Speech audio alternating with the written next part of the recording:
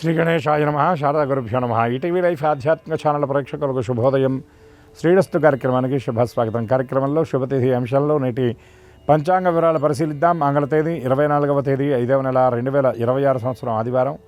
స్వస్తి శ్రీ చాంద్రమాన శ్రీ పరాభవనామ సంవత్సరం ఉత్తరాయణం గ్రీష్మ ఋతువు అధిక జ్యేష్ఠమాసం శుక్లపక్షం అష్టమి తిథి ఉదయం 9:07 వరకు, అనంతరం నవమి.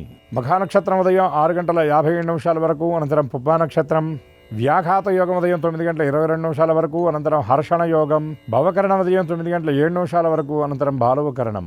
శేష అమృత ఘడియలు ఉదయం 6:04 వరకు, తిరిగి అమృత ఘడియలు రాత్రి 12:18 నుండి 1:53 వరకు. నేటి దుర్ముహూర్తం సాయంత్రం 4:48 నుండి 5:39 వరకు. నేటి వర్జ్యం మధ్యాహ్నం 2:47 నుండి 4:22 వరకు. నేటి రాహుకాలం సాయంత్రం 4:30 గంటల నుండి 6 గంటల వరకు. యమగండ మధ్యాహ్నం 12 గంటల నుండి 1:30 వరకు. ఇక ఈనాడు తిథివార నక్షత్రాలను అనుసరించి చేయదగిన దేవతాపాసన గురించి చూచినట్లయితే, గ్రహాలలో ఆదిత్యుడిగా చెప్పబడేటటువంటి ఆ సూర్యగ్రహారాధన ఈనాడు చాలా విశేషం. పరమ పవిత్రమైనటువంటి అధిక జ్యేష్ఠ మాసం పురుషోత్తమ మాసంలో సాక్షాత్తు శ్రీమన్నారాయణమూర్తి స్వరూపంగా భాషించేటటువంటి ప్రత్యక్ష నారాయణుడిగా పిలువబడేటటువంటి సూర్యగ్రహారాధన చాలా విశేషమైనది.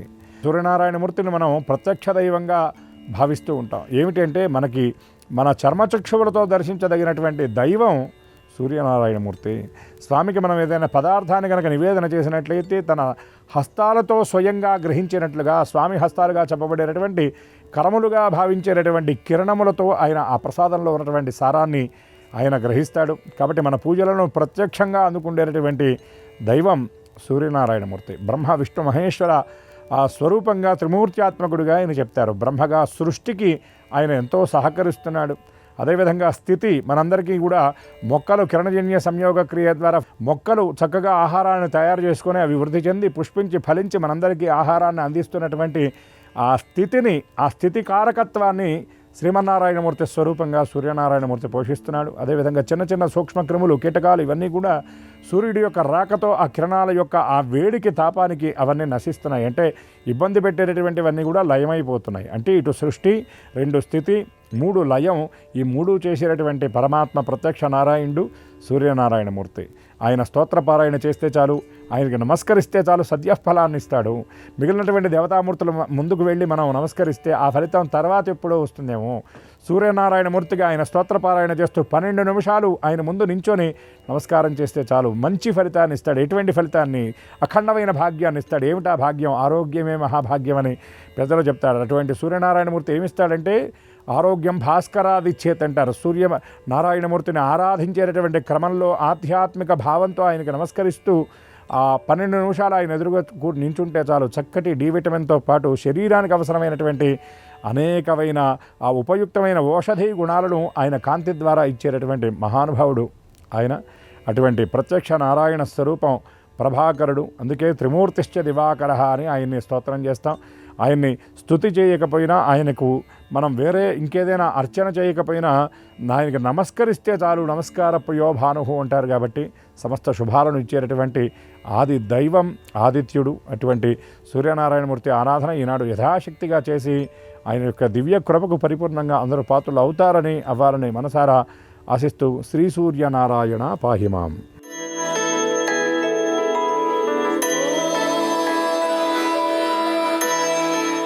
ఈటీవీ లైఫ్ ప్రేక్షకులకి నమస్కారం. శ్రీరస్తు కార్యక్రమానికి స్వాగతం. ఈనాటి శ్రీరస్తు కార్యక్రమంలోని గ్రహయోగ మంచంలో గ్రహాల యొక్క స్థితిగతులు, వాటి యొక్క శుభాశుభ ఫలితాల గురించి పరిశీలిద్దాం. అలాగే ఈరోజు ద్వాదశ రాశుల వారికి అదృష్ట సంఖ్య, అదృష్ట వర్ణం, అనుకూల దిక్కు, అనుకూల దైవం వంటి విశేషాలు కూడా తెలుసుకుందాం. ముందుగా నేటి పంచాంగ వివరాలు. శ్రీ పరాభవనామ సంవత్సరం ఉత్తరాయణం గ్రీష్మ ఋతువు అధిక జ్యేష్ఠమాసం శుక్లపక్షం. ఈరోజు తిథి అష్టమి ఉదయం 9:07 వరకు, అనంతరం తిథి శుద్ధ నవమి, వారం భానువారం లేదా ఆదివారం. నక్షత్రం మఖ ఉదయం 6:50 వరకు, అనంతరం నక్షత్రం పుబ్బ. ఇప్పుడు గ్రహాల యొక్క స్థితిగతులు పరిశీలిద్దాం. బృహస్పతి సంచారం, శుక్ర సంచారం మిథున క్షేత్రంలో, కేతు సంచారం చంద్ర సంచారం సింహక్షేత్రంలో, రాహు సంచారం కుంభక్షేత్రంలో, శని సంచారం మీనక్షేత్రంలో, కుజ సంచారం మేషక్షేత్రంలో, రవి బుధుల సంచారం వృషభ క్షేత్రంలో. ఇవి ఈరోజు గ్రహాల యొక్క స్థితిగతులు. వీటి ఆధారంగా ద్వాదశ రాశుల వారికి ఏర్పడేటువంటి శుభాశుభ ఫలితాలు సూచనప్రాయంగా గోచారపరంగా తెలుసుకుందాం. ముందుగా మేషరాశి.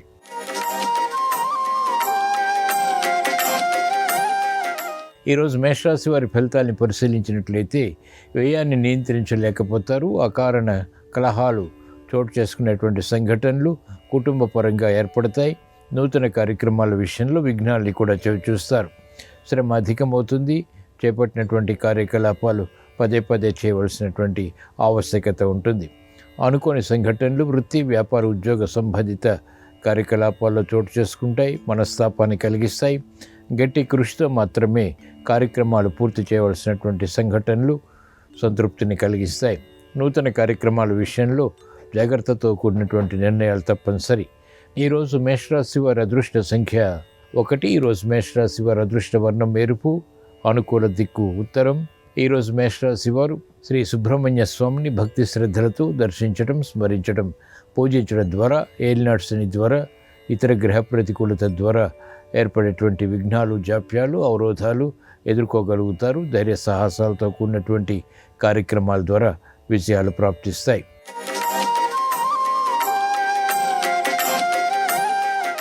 ఈరోజు వృషభ రాశి వారి ఫలితాన్ని పరిశీలించినట్లయితే చాకచక్యంతో కూడినటువంటి నిర్ణయాల ద్వారా విజయాలు సాధించగలుగుతారు. ఆర్థిక సంబంధిత లావాదేవీల విషయంలో అనుకూలత కొనసాగుతుంది. సంభాషణలు రుచిస్తాయి. మంచి నిర్ణయాలు తీసుకోగలుగుతారు. కుటుంబ సఖ్యతతో కూడినటువంటి కార్యకలాపాలు సక్రమంగా కొనసాగించి ఆనందకర పరిస్థితులను ఆహ్వానించగలుగుతారు. ప్రతిభ గుర్తింపబడుతుంది. ఆరోగ్యం పదిలం. నూతన కార్యక్రమాలు మహిళలు ప్రారంభించగలుగుతారు. శుభవార్తలు వింటారు. విలువైనటువంటి వస్తు కొనుగోలు, వాహన కొనుగోలు వంటివి కూడా మానసిక సంతృప్తిని పెంపొందింపజేస్తాయి. మెరుగైనటువంటి అవకాశాలు వ్యాపార రంగం వారికి ఆర్థికంగా లభిస్తాయి. వ్యాపార విస్తరణలు, పెట్టుబడులు వంటివి కూడా కలిసి వస్తాయి. ఈరోజు వృషభ రాశి వారి అదృష్ట సంఖ్య 5. ఈరోజు వృషభ రాశి వారి అదృష్ట వర్ణం ఆకుపచ్చ. అనుకూల దిక్కు ఉత్తరం. ఈరోజు వృషభ రాశి వారు శ్రీ మహావిష్ణువుని భక్తి శ్రద్ధలతో దర్శించడం, స్మరించడం, పూజించడం ద్వారా, విష్ణు సహస్రనామ పఠనం, శ్రవణం ద్వారా, విశేష ప్రజ్ఞతో కూడినటువంటి కార్యక్రమాల ద్వారా ప్రశంసలు పొందగలుగుతారు. ఆర్థిక వృద్ధి ఏర్పడుతుంది.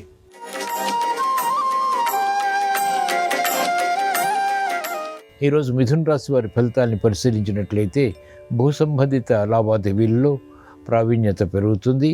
ఆదాయాన్ని పెంపొందింప చేసుకునేటువంటి మార్గాలు సులభతరం అవుతాయి. తలనొప్పి సంఘటనలు వృత్తి, వ్యాపార, ఉద్యోగ సంబంధిత వ్యవహారాల్లో ఉన్నప్పటికీ నెగ్గుకు రాగలుగుతారు. ఆశాజనకమైనటువంటి వాతావరణం ఆర్థికంగా కొనసాగుతుంది. కుటుంబ వ్యవహారాల్లో శుభవార్తలు ప్రారంభమవుతాయి. నూతన ఉత్సాహాన్ని పెంపొందింప చేసుకునేటువంటి ప్రక్రియలు కూడా కలిసి వస్తాయి. ఆర్థిక పరిస్థితి వ్యాపార రంగం వారికి మెరుగవుతుంది. విద్యార్థులకి శుభశకునాలు గోచరిస్తాయి. మహిళలకు గతంలో కన్నా మెరుగైనటువంటి వాతావరణం గృహరీత్యా బలాన్ని కలిగిస్తుంది. సంతోష వార్తలు వింటారు. ఈరోజు మిథున రాశి వారి అదృష్ట సంఖ్య 3. ఈరోజు మిథున రాశి వారి అదృష్ట వర్ణం పసుపు. అనుకూల దిక్కు ఈశాన్యం. ఈరోజు మిథున రాశి వారు ఈశ్వర ఆరాధన, ఈశ్వర స్మరణ, ఈశ్వరాభిషేకం వంటి ప్రక్రియల ద్వారా ఆర్థిక వ్యవహారాల్లో అనుకూలత సాధించగలుగుతారు. ఆరోగ్య రక్షణ చేకూరుతుంది. శుభశకునాలు గోచరిస్తాయి.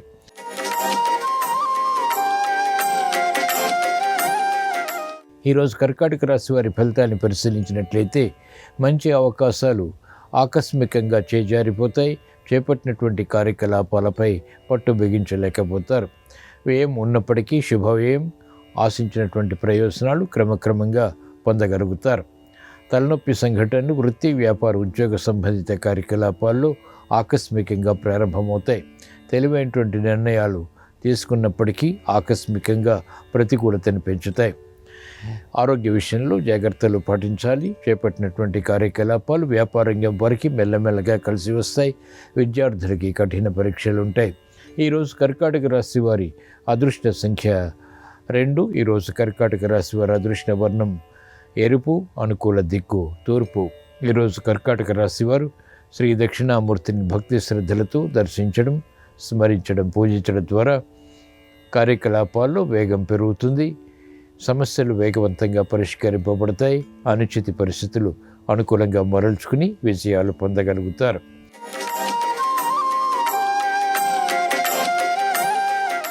ఈరోజు సింహరాశి వారి ఫలితాలని పరిశీలించినట్లయితే ఆర్థిక వ్యవహారాల్లో ఆచితూచి వ్యవహరించాలి.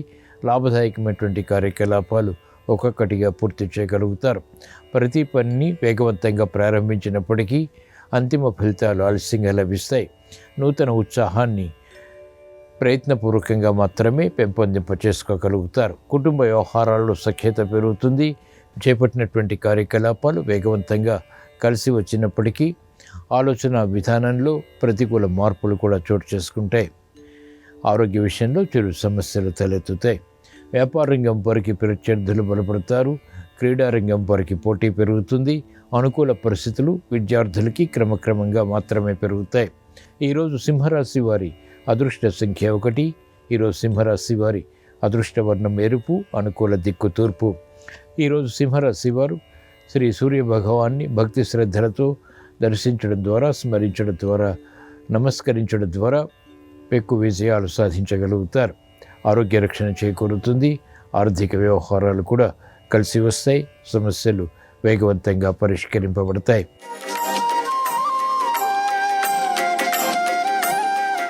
ఈరోజు కన్యారాశి వారి ఫలితాల్ని పరిశీలించినట్లయితే ఆర్థిక వ్యవహారాల్లో ఆచితూచి వ్యవహరించాలి. గతంలో కన్నా మెరుగైనటువంటి వాతావరణం కుటుంబ రీత్యా బలాన్ని కలిగిస్తుంది.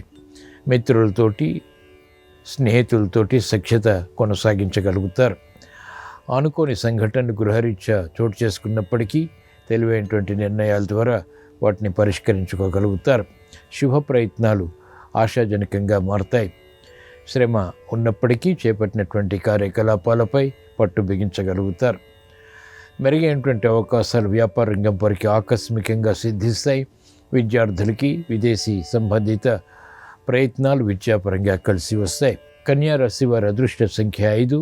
ఈరోజు కన్యారాశి వారి అదృష్ట వర్ణం ఆకుపచ్చ, అనుకూల దిక్కు ఉత్తరం. ఈరోజు కన్యారాశి వారు శ్రీ మహావిష్ణువుని భక్తి శ్రద్ధలతో దర్శించడం, స్మరించడం, పూజించడం ద్వారా, విష్ణు సహస్రనామ పఠనం శ్రవణం ద్వారా మెరుగైనటువంటి అవకాశాలు చేజిక్కించుకోగలుగుతారు.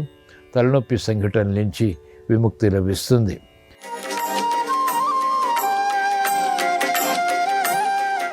ఈరోజు తులారాశి వారి ఫలితాల్ని పరిశీలించినట్లయితే శుభశకునాలు వృత్తి, వ్యాపార, ఉద్యోగ సంబంధిత కార్యకలాపాల్లో బలాన్ని కలిగిస్తాయి. గృహ విషయాలు అనుకూలిస్తాయి. సఖ్యతతో కూడినటువంటి కార్యక్రమాలు వృత్తిలో కొనసాగించగలుగుతారు. వ్యాపార విషయాలు సాధించగలుగుతారు. అనుచిత పరిస్థితులు ఉద్యోగరీత్యా ఏర్పడినప్పటికీ సమస్యలు వేగవంతంగా పరిష్కరించుకోగలుగుతారు. మహిళలకు అత్యంత అనుకూల కాలం. విలువైనటువంటి వస్తు కొనుగోలు, వాహన కొనుగోలు ద్వారా ఆత్మబలాన్ని పెంపొందింప చేసుకోగలుగుతారు. క్రమశిక్షణతో కూడినటువంటి నిర్ణయాలు విద్యార్థులకి లాభిస్తాయి. రాజకీయ రంగం వారికి ఆర్థిక వ్యవహారాలు కలిసి వస్తాయి. ఆశాజనకమైనటువంటి వాతావరణం వృత్తిపరంగా బలాన్ని కలిగిస్తుంది. ఈరోజు తులారాశి వారి అదృష్ట సంఖ్య 6. ఈరోజు తులారాశి వారి అదృష్ట వర్ణం తెలుపు, అనుకూల దిక్కు తూర్పు. ఈరోజు తులారాశి వారు శ్రీ లక్ష్మీ నరసింహ స్వామిని భక్తి శ్రద్ధలతో దర్శించడం, స్మరించడం లేదా పూజించడం ద్వారా అనుకూల పరిస్థితులు వేగవంతంగా దగ్గరవుతాయి. అదృష్ట సంఘటనల్ని కూడా ఆహ్వానించగలుగుతారు.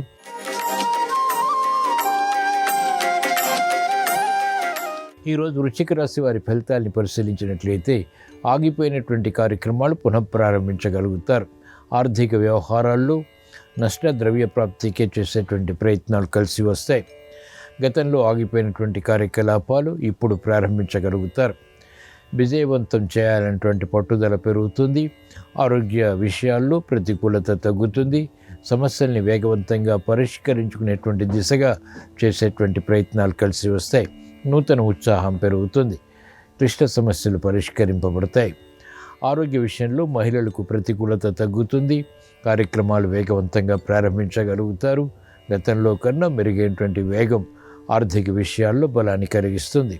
ఈరోజు వృశ్చిక రాశి వారి అదృష్ట సంఖ్య 9. ఈరోజు వృశ్చిక రాశి వారి అదృష్ట వర్ణం ఎరుపు, అనుకూల దిక్కు తూర్పు. ఈరోజు వృశ్చిక రాశి వారు ఈశ్వర ఆరాధన, ఈశ్వర స్మరణ, ఈశ్వరాభిషేకం వంటి ప్రక్రియల ద్వారా మెరుగైనటువంటి అవకాశాలు పెంపొందింప చేసుకోగలుగుతారు. వేధిస్తున్నటువంటి సమస్యల నుంచి ఉపశమనం లభిస్తుంది.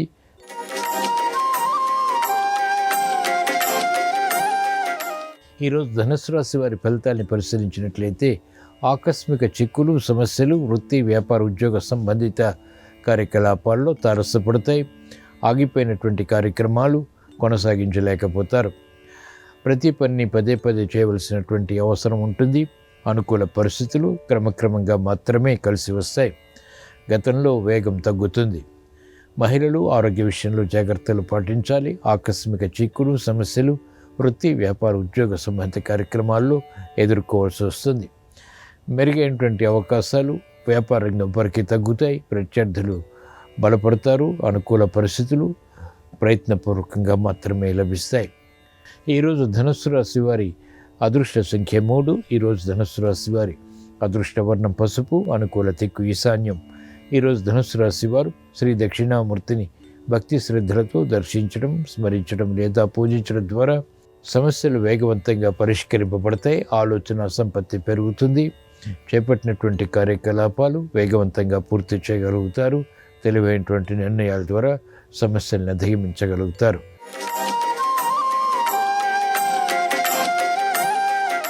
ఈరోజు మకర రాశి వారి ఫలితాల్ని పరిశీలించినట్లయితే శుభ ప్రయత్నాలు కలిసి వస్తాయి. ఆనందకర వార్తలు ఇంపును కలిగిస్తాయి. గృహ విషయాల్లో అనుకూలత ప్రారంభమవుతుంది. శుభకార్యాల్లో అనుకూలత పెంపొందింప చేసుకోగలుగుతారు. సభల్లో పాల్గొంటారు. ప్రశంసలు పొందుతారు. ధైర్యంతో కూడినటువంటి కార్యకలాపాలు మహిళలు ప్రారంభించగలుగుతారు. గతంలో కన్నా మెరుగైనటువంటి వాతావరణం రాజకీయ రంగం వారికి కలిసి వస్తుంది. ధైర్యంతో కూడినటువంటి కార్యక్రమాల ద్వారా విజయాలు పొందగలుగుతారు. క్రీడారంగం వారికి అత్యంత అనుకూలం. నూతన కార్యక్రమాలు వ్యాపార రంగం వారు ప్రారంభించగలుగుతారు. అనుచిత పరిస్థితులు క్రీడారంగం వారికి తగ్గుతాయి. రాజకీయ రంగం వారికి ప్రాధాన్యత పెరుగుతుంది. ఈరోజు మకర రాశి వారి అదృష్ట సంఖ్య 6. ఈరోజు మకర రాశి వారి అదృష్ట వర్ణం తెలుపు. అనుకూల దిక్కు తూర్పు. ఈరోజు మకర రాశి వారు శ్రీ ఆంజనేయ స్వామిని భక్తి శ్రద్ధలతో దర్శించడం, స్మరించడం, పూజించడం ద్వారా ధైర్య సాహసాలతో కూడినటువంటి నిర్ణయాల ద్వారా విజయాలు ప్రాప్తిస్తాయి. స్థిరాస్తి విషయాలు కలిసి వస్తాయి.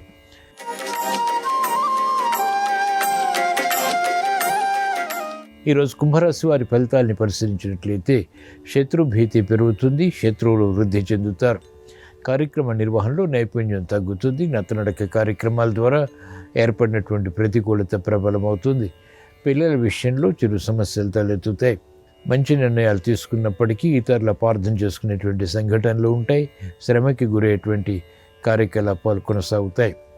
మహిళలకు ప్రాధాన్యతతో కూడినటువంటి నిర్ణయాలు ఫలితాలని ఇవ్వకపోవడంతో మనస్తాపం ఏర్పడుతుంది. కార్యక్రమ నిర్వహణలో నైపుణ్యాన్ని ప్రదర్శించలేకపోతారు.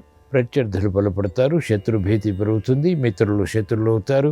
ఆశాజనకమైనటువంటి వాతావరణం వ్యాపార రంగం వారికి తగ్గుతుంది.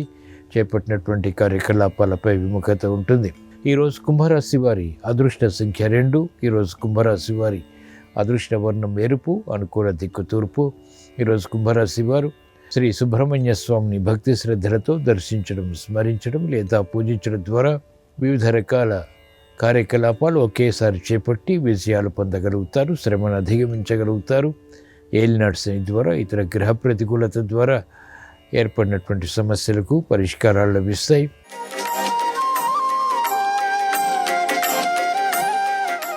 ఈరోజు మీన రాశి వారి ఫలితాలను పరిశీలించినట్లయితే మానసిక భీతి, మానసిక ధైర్యం సమాంతరంగా కొనసాగుతాయి.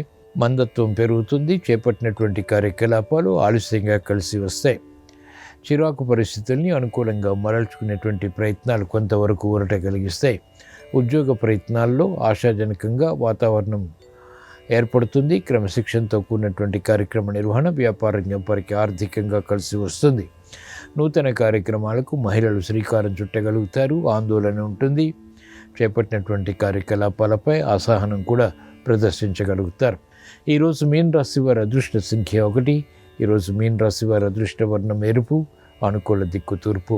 ఈరోజు మీన రాశి వారు ఈశ్వరారాధన, ఈశ్వర స్మరణ, ఈశ్వరాభిషేకం వంటి ప్రక్రియల ద్వారా జన్మశని ద్వారా, అర్ధాశ్రమ బృహస్పతి ద్వారా, ఇతర గ్రహ ప్రతికూలత ద్వారా ఏర్పడేటువంటి ప్రతికూలతను ఎదుర్కోగలుగుతారు. పరిస్థితులు చక్కదిద్దుకోగలుగుతారు. ప్రశాంత వాతావరణాన్ని ఆహ్వానించగలుగుతారు. ఇవి ఈరోజు ద్వాదశ రాశుల వారికి ఏర్పడేటువంటి శుభాశుభ ఫలితాలు. ద్వాదశ రాశుల వారికి ఆరోగ్య సమస్యలు పరిష్కరింపబడాలని, చేపట్టినటువంటి కార్యకలాపాలు ఆర్థికంగా కలిసి రావాలని, గృహ విషయాలు యోగించాలని, నూతన ప్రయత్నాలు, వృత్తి, వ్యాపార, ఉద్యోగ సంబంధిత కార్యకలాపాల్లో విజయాల్ని కలిగించాలని ఆదివారం సందర్భంగా శ్రీ సూర్య భగవాన్ని స్మరిస్తూ ప్రార్థిస్తూ స్వస్తి.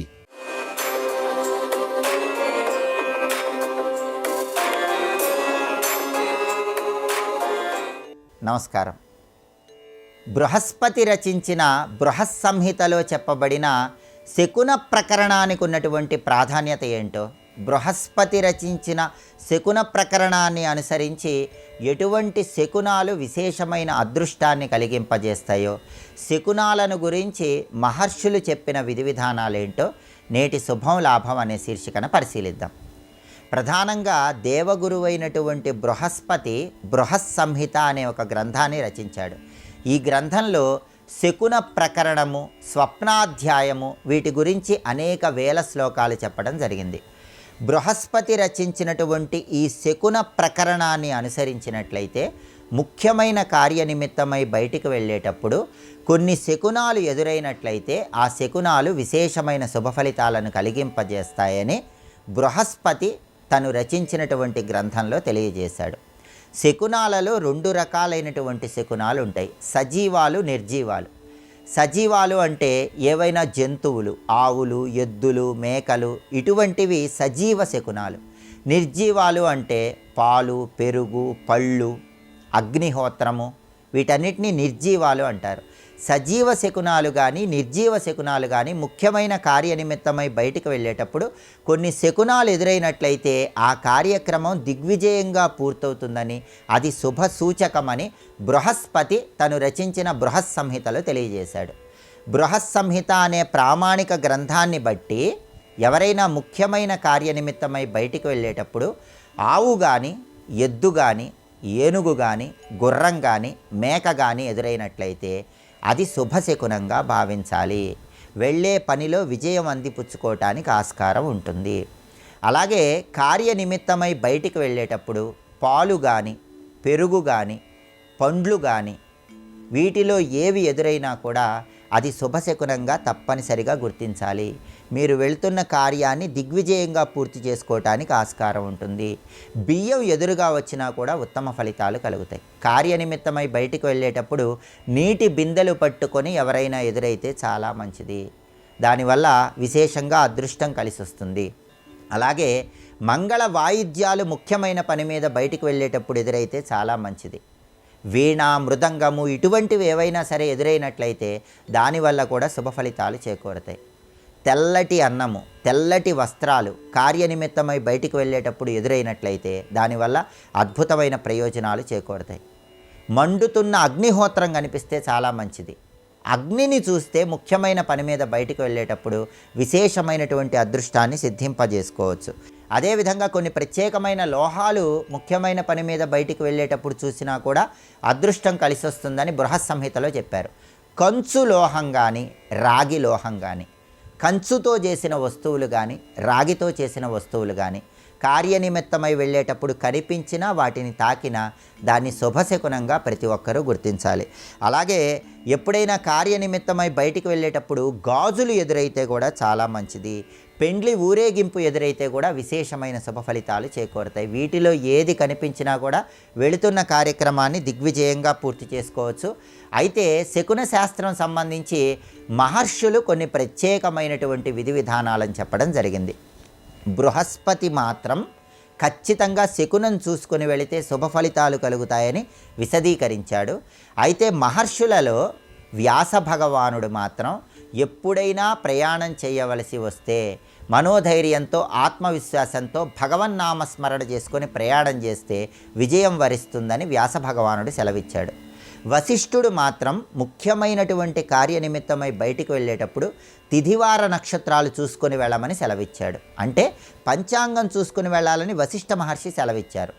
ఒకవేళ ఎప్పుడైనా సరే కార్యనిమిత్తమై బయటికి వెళ్ళేటప్పుడు చెడ్డ శకునాలు ఎదురైనట్లయితే అప్పుడు కాళ్ళు చేతులు కడుక్కొని ఆ తర్వాత కళ్ళను నీటితో తుడుచుకొని ఓం నమో భగవతే వాసుదేవాయ, గం గణపతయే నమః, ఈ 2 మంత్రాలు 11 సార్లు చదువుకొని ఆ తర్వాత వెళ్ళినట్లయితే దుశ్శకునాల వల్ల వచ్చే చెడు ఫలితాలను తొలగింపజేసుకోవచ్చని వశిష్ఠ మహర్షి సెలవిచ్చారు. విశ్వామిత్ర మహర్షి మాత్రం తిథిని నక్షత్రాన్ని ప్రాధాన్యతగా తీసుకొని ప్రయాణం చేస్తే అనుకూల ఫలితాలు కలుగుతాయని సెలవిచ్చారు. అలాగే కపిల మహర్షి మాత్రం ఎప్పుడైనా సరే సూర్యోదయానికి ముందు బ్రాహ్మీ ముహూర్తంలో బయలుదేరి వెళితే మాత్రం శకునాలు చూడకుండా ఆ ప్రయాణంలో విజయం చేకూరుతుందని వివరించాడు.